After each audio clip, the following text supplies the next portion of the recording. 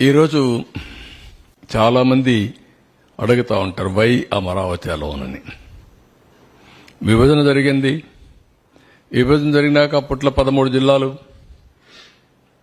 13 జిల్లాలను మీరు చూస్తే స్ట్రైట్ గా ఏ పక్క గిర్ర గీసిన, ఈ పక్క మడకసిర లాస్ట్, ఈ పక్క ఇచ్చాపురం, ఇంకొక స్ట్రైట్ గా కొద్దిగా ఇట్లొస్తే కుప్పం.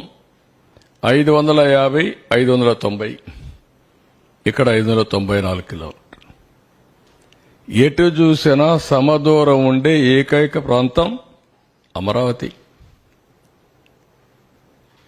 ఎవరు బుద్ధి జ్ఞానం ఉండే ఏ వ్యక్తి అయినా సరే దీన్ని ఏమాత్రం కూడా డిఫర్ కారు మనిషి అనేవాడు. అదే మరిగా ఆ పక్క 12 పార్లమెంట్లు, ఈ పక్క 12 పార్లమెంట్లు, 13వ పార్లమెంట్ ఇక్కడ వస్తుంది. దేనికంటే సైంటిఫిక్ బేసిస్ మీకు ఏం కావాలి అమరావతి నిర్ణయించడానికి?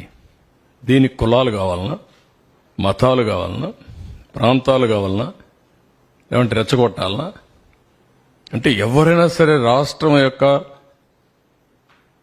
భవిష్యత్తును ఆకాంక్షించే ఎలాంటి వ్యక్తి అయినా సరే, అతను కరుడుగట్టిన ఉగ్రవాది అయినా సరే దీనికి ఒప్పుకొని తీరాలి. ఈ నియమనాలతో నాకు అర్థం కావడం లేదు.